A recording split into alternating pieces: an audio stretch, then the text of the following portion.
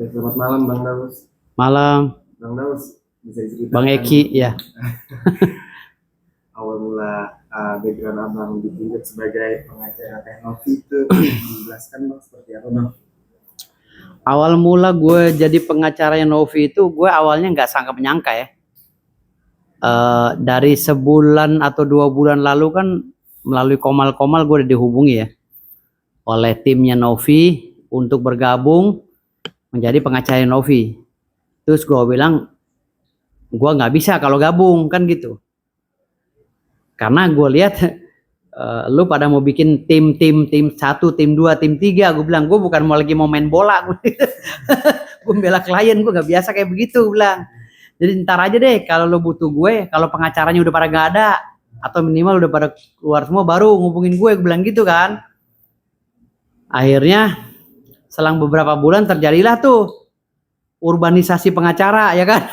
Perpindahan daripada kubu Novi ke kubu Farhat kan gitu. Kalau gue bilang urbanisasi pengacara kan gitu. Urban dah tuh pindah. Tapi gitu kan. Sih, iya, kan? Ya masih sebagian kecil ada, masih ada kan gitu. Karena kenapa gue nggak mau banyak pengacara? Karena terlalu banyak ide, terlalu banyak mulut. Ini jadinya ntar miskomunikasi gitu loh. Gue nggak mau. Makanya kenapa gue bilang gue sedikit aja atau 1 2 lah gue bilang. Atau minimal atau maksimal 4 lah gue bilang gitu kan. Kalau Novi udah ada timnya yang 3 ya tinggal tambahin gue 1, jadi rame lah kita kan gitu.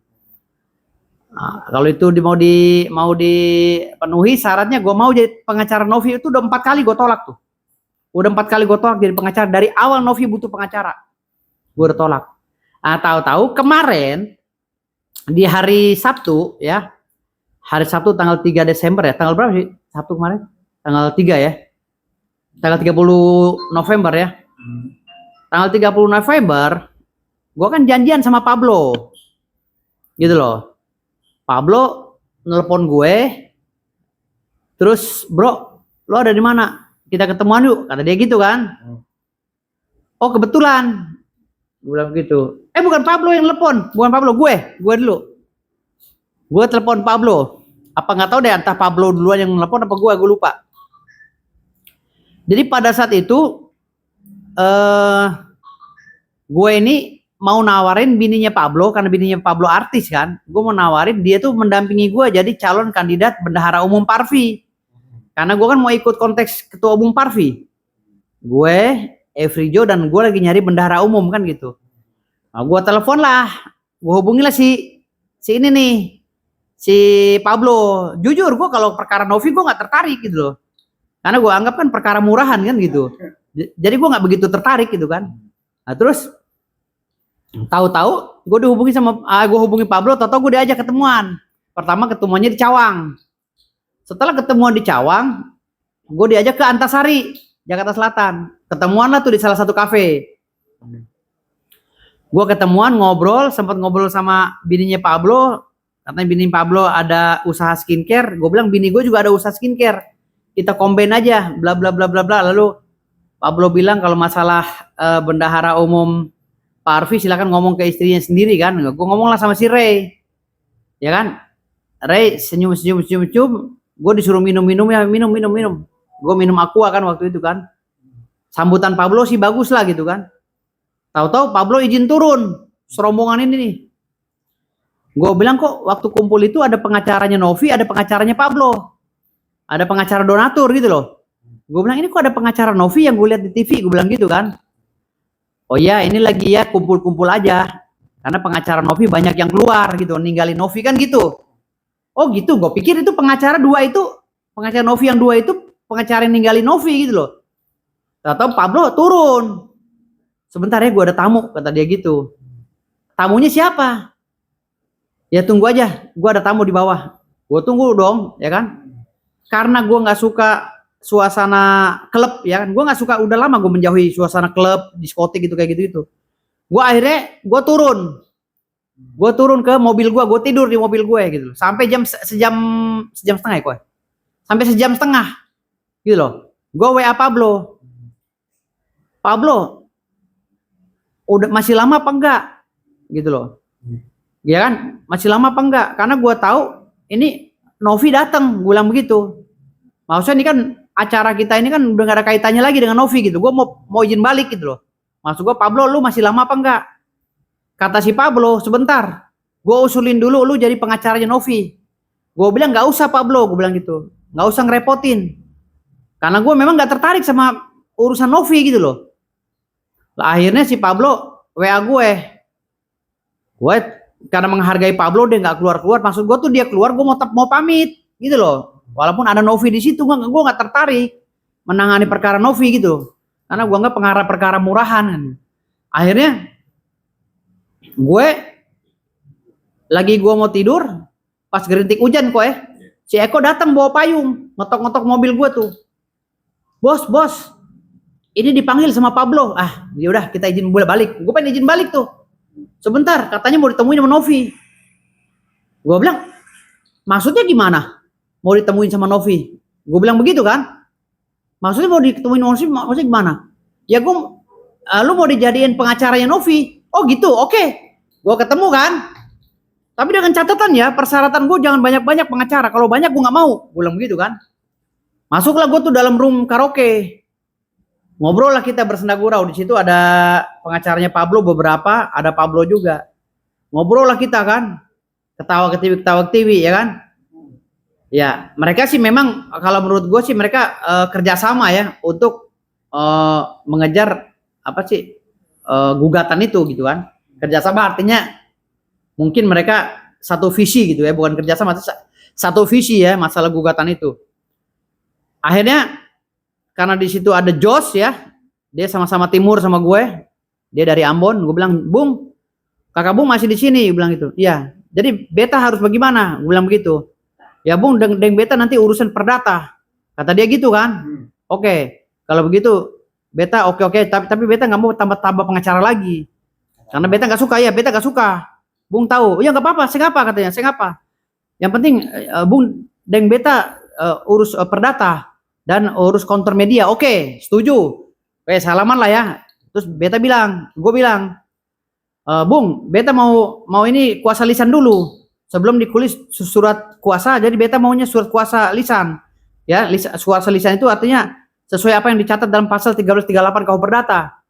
Gitu kan, kuasa bisa lisan bisa tertulis. Oke, silakan aja bikin video dengan Novi. Akhirnya setelah itu ngobrol-ngobrol, si Pablo pulang. Ya kan, nggak lama Pablo pulang, kan kita ngobrol cuma sebentar doang. Pablo pulang. Kata Pablo, Bang Firdaus silakan ngobrol sama Novi ya, karena sudah jadi pengacaranya Novi. Nah kita ngobrol tuh sama Novi. Gue kasih lagi pernyataan sama Novi. Mbak Novi, maunya seperti apa nih kasus? Mau dipanjangin berjilid-jilid sampai berepisode-episode, atau mau cukup sampai di sini? Gitu. Atau mau urusannya benar-benar diselesaikan? Kata Novi, saya maunya mah urusan ini kembali lagi seperti awal. Jadi maunya itu si Agus itu diobatin sama yayasan. Gitu loh. Diobatin sama yayasan. Novi bilang begitu. Jadi maunya diobatin melalui yayasan. Karena saya juga nggak mau juga, dia juga nggak mau juga megangin duitnya orang kan gitu. Megang yayasan. Tapi kita jalanin dulu gugatan perdata. Jadi pada situ memang pernyataan itu ambigu waktu itu. Jadi ada yang bilang gugatan perdata dulu selesain karena keinginan Pablo. Novi keinginannya selesai dengan urusan Agus gitu loh, biar Agus yang didanai oleh yayasan Novi. Ya udah oke lah, apapun itu kita bikin kuasa dulu di luar lisan. Gue keluar lah di kafe itu, di kafe Antasari itu. Gue bikin video. Nah video itu yang gue pakai baju merah. Selesai lah kan perjanjian, Novi tidak akan tambah pengacara lagi kan gitu. Mulailah gue bekerja karena keinginan Novi katanya damai dengan Agus untuk bukan damai apa? Agus diobati, bukan selesai. Agus diobati tapi diawasi oleh yayasan Novi, gitu ya. Bukan damai, dia nggak ngomong damai, tapi Agus diobati oleh kita gitu loh. Tapi dengan pengawasan yayasan, gitu. Akhirnya udah, gue kejar dong karena inginnya begitu. Gue hantam di komal-komal, gue iniin semua musuh-musuh Novi, gue counter, ya kan? Semua apapun bahasa orang tentang Novi miring gue hajar. Termasuk tantangan Farhad Abbas dan Alvin Lim gue sikat kan gitu. Ya, akhirnya setelah rame-rame begitu, tadi sore Gua kan janjian sama wartawan di Polres Jakarta Selatan. Karena gua mau apa? Mau ngurusin klien gua yang urusan lain ya kan. Kan gua banyak klien jadi gue sibuk juga gitu. Jadi gua urusin klien gue yang masalah lain gua ke Polres Jakarta Selatan. Gitu kan. Nah, gua bilang sama si wartawan yang janjian sama gue, ketemu di Polres aja deh, nggak usah di kantor gue bilang gitu kan. Karena gue ada urusan di Polres. Ya udah bang, oke di sana. Nah ternyata di sana wartawan udah saling calling mengoling. Rame lah wartawan tadi gitu loh. Nah begitu gue nyampe, gue koordinasi. Sebentar gue akhirnya nyamperin wartawan. Jadi bagaimana? Gue bilang begitu. Begini bang, kita mau nanya. Katanya si Novi udah dapat kuasa lagi, ngasih kuasa lagi ke Jenderal Purnawirawan Ricky Sitohang. Lah, gue bilang begitu. Gue kaget kan. Maksudnya kuasa untuk apa tuh? Gitu loh. Oh, kok agak tahu deh kuasa untuk apa, bla bla. Gue tersinggung di situ.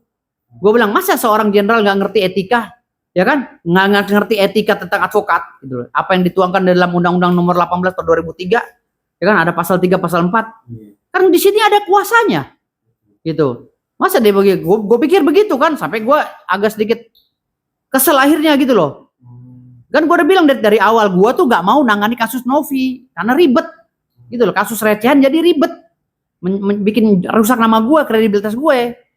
Dari awal gue udah bilang gue nggak mau, gitu loh. Nah akhirnya gue statement lah tadi tuh di media-media tuh keluar tuh di media-media statement gue gitu loh. Makanya gue nggak mau lagi akhirnya gitu bicara sama media terkait dengan pertanyaan-pertanyaan yang di luar dari substansi dari surat kuasa gitu. Gue nggak mau kalau ditanya media tuh nggak mau gue. Nah, dasarnya dari itu tadi gitu loh. Gue aja dapat kuasa ini masih direbut juga sama orang gitu. Mungkin nasibnya pengacara-pengacara yang lamanya si Novi juga begitu kali, makanya pada mundur karena kurangnya koordinasi gitu loh. Karena kurangnya koordinasi dan mungkin juga si Novi ini sindrom star gitu kan, star syndrome. Tapi gitu kan. Ngerasa kayak terjebak gak sih bang? Apakah abang merasa terjebak gitu? Ya gue merasa terjebak lah, gitu loh. Sama Novi. Ya sekarang sekelas gue gitu kan, gue disuruh counter Farhad Abbas. Setelah gue masuk, tato Novi cari lagi Jenderal Ricky Sitohang. Maksudnya mau ngapain? KUHP itu cuma satu. Jadi satu KUHP itu cukup dengan satu pengacara. Kecuali KUHP-nya ribuan, pengacaranya butuh ribuan. Ini KUHP yang kita pelajari, baik perdata maupun pidana, cuma satu. Otak kita sama, gitu loh. Buat apa lagi nyari pengacara? Mau ngapain? Mau sanding-sandingan? Mau adu jago gitu? Gitu. Jadi nggak perlu nyari pengacara. Cukup dengan pengacara yang sisa ini aja. Ada Jos di situ, ada rekan kita Dr. Iwayan Re, ada adik-adik kita di situ, ada beberapa orang, 1 atau 2 orang. Itu aja cukup. Berempat aja atau berlima itu cukup gitu loh. Ngapain kita rame-rame? Kan gue bilang kita ini lagi nggak mau kendurian. Nggak mau main bola gitu loh. Ngapain pakai tim 1, tim 2, lelaguan. Emang ini kasus apaan sih? Ini kan kasus simple, balikin ini ke semula aja perkara ini. Balikin ke semula, ya kan? Jadi semuanya ini si Novi masih mempunyai kekuatan secara hukum gitu loh untuk mengelola uang itu agar tidak diambil oleh si Agus. Kan gue juga nggak setuju kalau diambil sama Agus. Dasar hukumnya apa? Diambil oleh si Agus. Makanya kan gue selalu berbicara. Ini duit udah masuk ke rekening Novi. Sampai budek siapapun nggak akan bisa ambil. Ya, siapapun tidak bisa ambil loh. Kecuali ada putusan pengadilan. Gitu loh. Kan udah gue kasih dasar-dasar hukumnya. Dasar hukumnya pasal 1359.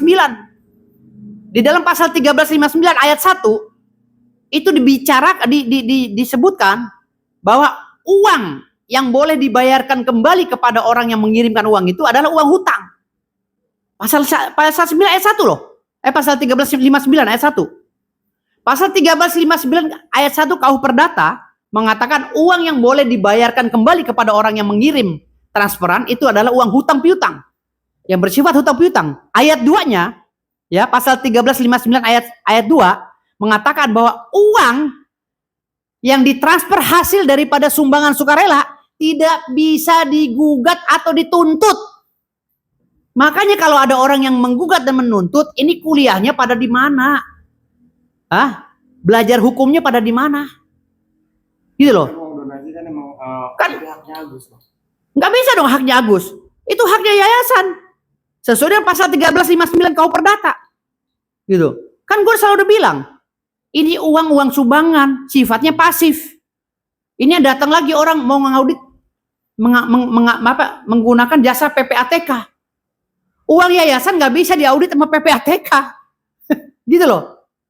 Mana bisa PPATK masuk ke dalam ranah yayasan? Yayasan itu pasif hukum. Tapi memang untuk audit memang harus ya, mungkin yayasan audit. Kalau audit rekeningnya Agus bisa. Karena Agus, yayasan nggak bisa. Sampai botak sariawan berjengger. Nggak bisa. Itu ada undang-undangnya. Di dalam undang-undang PPATK udah jelaskan yang bisa diaudit itu PT, rekening law firm, ya, rekening notaris, rekening perusahaan, itu baru bisa. Rekening lembaga-lembaga lainnya. Tapi kalau yayasan bersifat pasif hukum, mana bisa diaudit. Apalagi ada pasal 1359 KUH Perdata ayat 1. Uang yang udah ditransfer yang bersifat hutang wajib dibayar. Ayat 2-nya, uang yang bersifat sumbangan sukarela tidak wajib dibayar dan tidak bisa digugat dan dituntut. Gitu loh. Jadi di situ aja udah mematahkan semua dalil-dalil hukum mereka. Mau nuntut apa lagi? Kan selalu gue bilang, bukan gue jumawa ya, karena gue cerdas. Gue selalu gue bilang, ini uang kalau udah masuk ke rekening Yayasan Novi, sampai botak sariawan, nggak bakal bisa diambil sama siapapun. Kecuali gugatan perdata bisa menang. Tapi gugatan perdata udah dipatahkan. Udah dipatahkan oleh statementnya Pak Menteri. Udah dipatahkan oleh Undang-Undang KUH Perdata. Gitu loh. Ditambah lagi Undang-Undang nomor 9 tahun 1961. Undang-Undang nomor 6 tahun 1961. Tentang donatur. Ditambah lagi Undang-Undang nomor 16 tahun 2001. Tentang yayasan. Diperbaharui lagi dengan Undang-Undang nomor 28 tahun 2004. Tentang yayasan juga. Jadi yayasan itu bersifat pasif. Gitu loh. Jadi artinya di sini nggak bisa digugat dan dituntut. Dari mana dasar hukumnya? Gitu. Bang, untuk penunjukan Ricky si Pohang Jenderal ini, apakah emang udah ditunjuk sama Novi atau masih hanya konsultasi, Bang? Gue gini loh. Kalau gue ini kan gue udah lihat sih di YouTube. Paham nggak? Gue udah lihat di YouTube. Tapi kalau caranya begini berarti Pak Jenderal Sitohang nggak ngerti etik dong. Nggak ngerti etika. Kan lagi dijalanin sama kita nih. Sebagai kuasa hukum. Gitu loh. Tapi gue nggak tahu maksud dan tujuannya si Novi manggil nyabut lagi Jenderal Sitohang mau apa. Gue nggak paham. Gitu. Komunikasi abang sama Novi setelah abang tahu itu tadi sore ya? Gue nggak pernah komunikasi sama Novi. Gue hanya melalui Gary. Karena sesuai dengan perjanjian. Kan gue nggak mau gue nih orang paling anti ngeganggu klien cewek. Paham nggak? Jadi gue bilang, gue nggak usah ke Novi ya, gue ke Gary aja. Karena gue orangnya paling anti kalau megang klien, apalagi janda ya, gue paling anti tuh. WA gitu gue paling anti. Tapi melalui orang, gitu loh. Apalagi orang belum kawin, perawan, gue nggak berani. Gitu. Makanya gue WA-nya melalui asistennya, gitu. Terus apa langkah yang mau diambil setelah abang tahu kayak gini, ataukah abang mau tetap membela Novi atau? Ya gue tetap membela Novi selama Novi nggak mencat gue tetap bela.